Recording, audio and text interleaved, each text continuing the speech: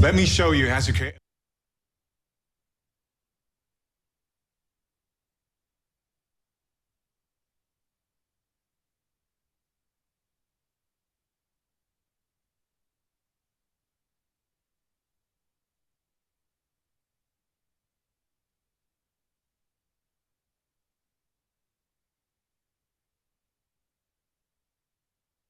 Tesla Model S, the superchargers. If you buy an electric car, you don't want to sacrifice. That's one thing. If you switch to a new type of blockchain solution, you don't want to sacrifice over something you had before.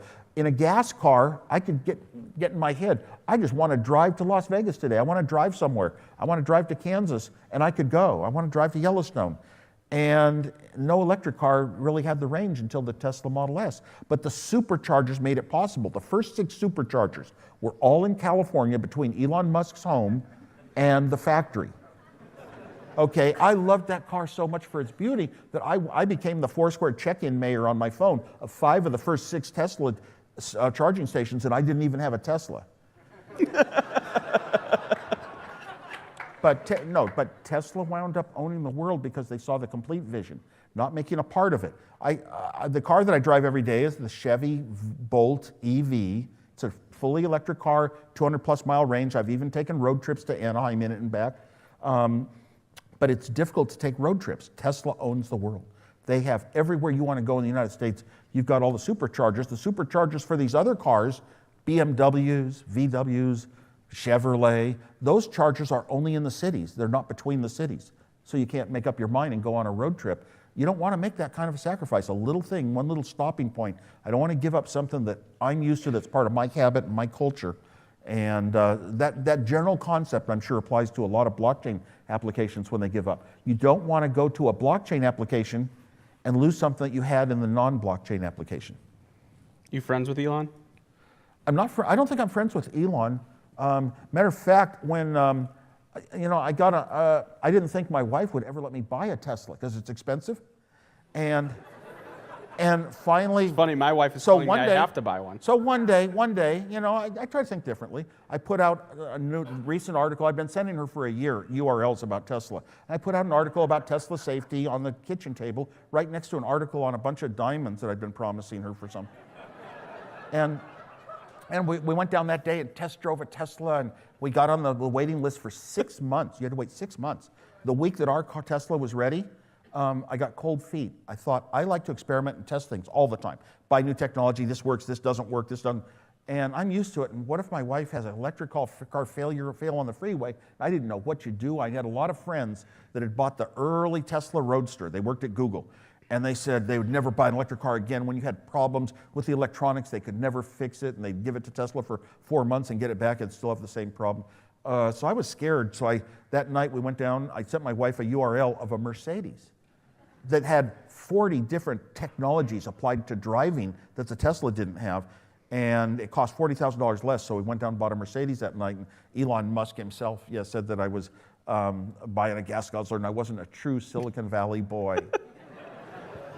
And that's why you're not friends. No, you know what? I admire here's what I admire about him. I spoke to the Chevy Bolt EV engineers about the Bolt EV when it was coming out. And I said, oh, is it going to use the Tesla superchargers that let me go anywhere in the world?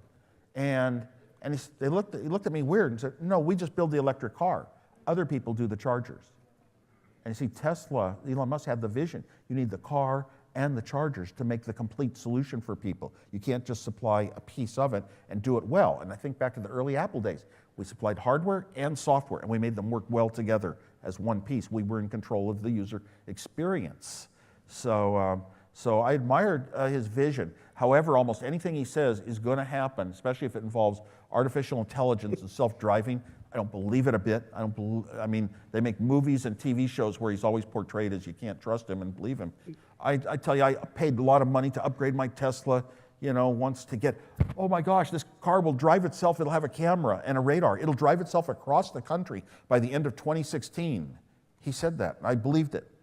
And then, our sensors won't do the job. We fired our sensor company. We're putting in 8 cameras and more range sensors and radar, and it'll drive itself across the country by the end of 2017. And I'll tell you, they're never going to get close because even the assist that they have, oh, I'm sorry, Tesla doesn't have any driving assist. They have just cruise control distancing is all. They don't really have autopilot because it's beta. What car company puts out something and calls it beta? So they don't even have one that they'll say, this is a feature of our car. A couple other car companies do have it. It's your fourth or fifth car. It's not your, you're not your primary. It's my fourth Tesla. What? Well, no. Well, we drove it here because when we go on road trips, the chargers, they solved that charger problem, and that's so important. Nobody can catch them. They spent 5 years negotiating contracts in malls, in stores, in restaurants, in motels, everywhere negotiating to have those supercharger positions, and nobody's going to catch up to them in less than 5 years. So they own the world.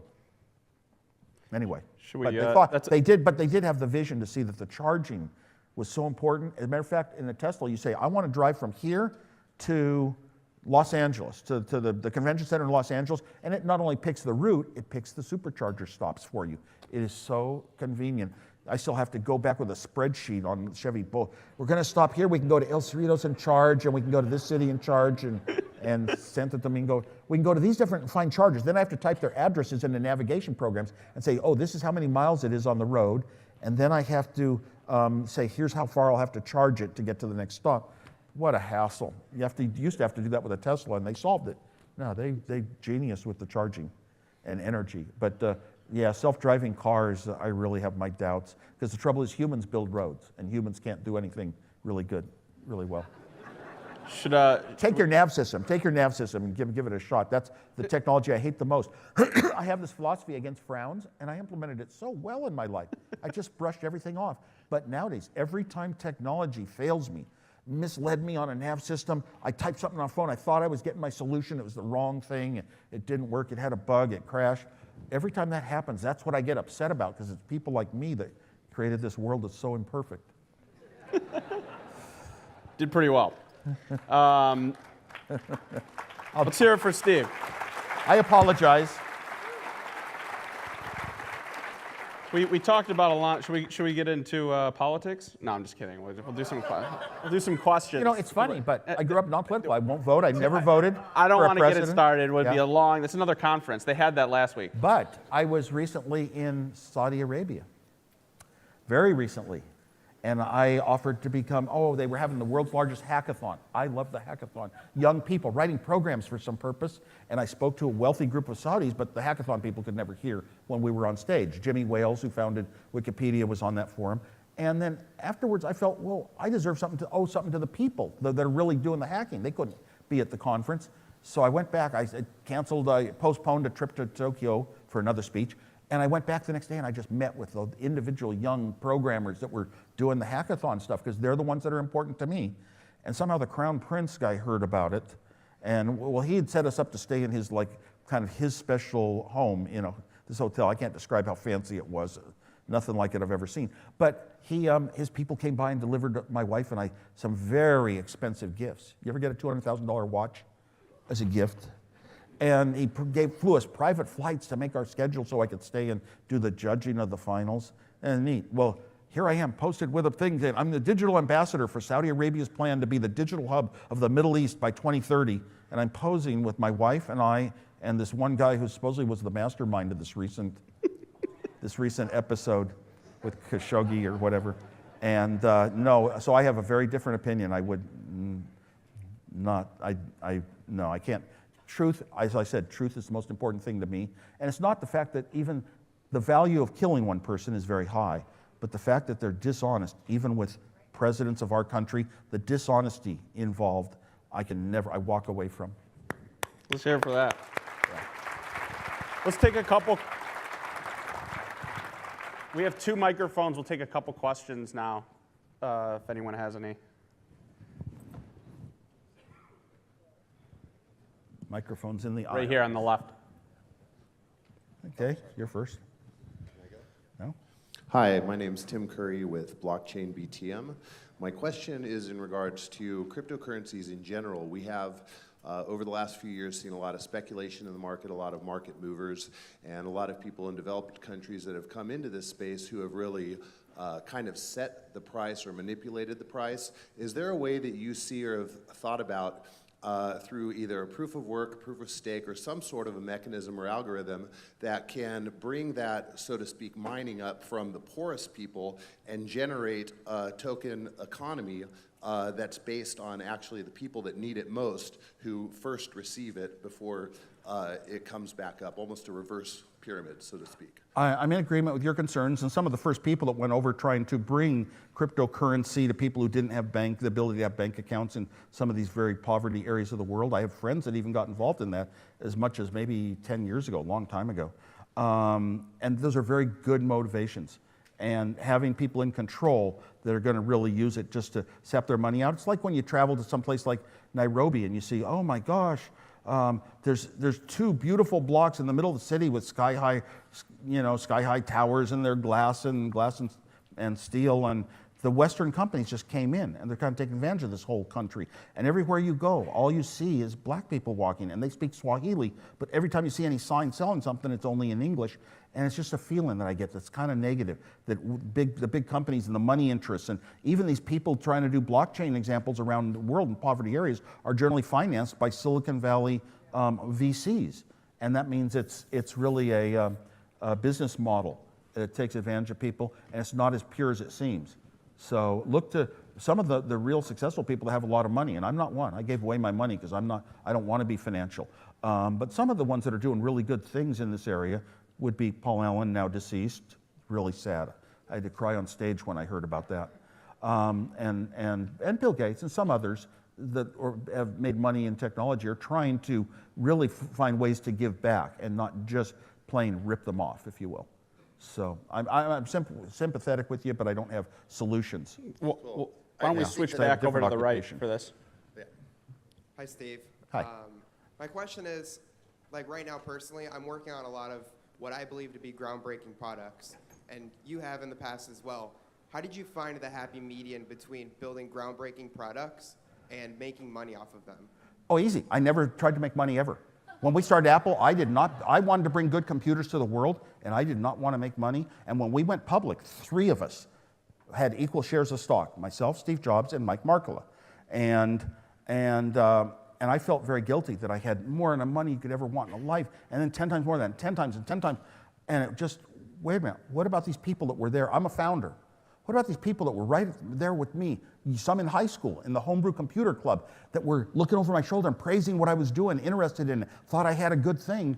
Well, why aren't they? And they were with Apple in early days. Why aren't they founders? So I gave tens of millions of dollars of my own stock to 5 early starters, and then tens of millions of dollars of my own stock I sold at pre-IPO prices so that 80 employees of the company could actually make a house, each of them.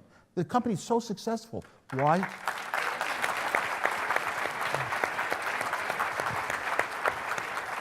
And I forgot your exact question, but I'm not doing it for, my purpose has never been a drive for money, yes, but money is essential. If you're starting a company, you need engineering, but you need some business thinking that's going to make money.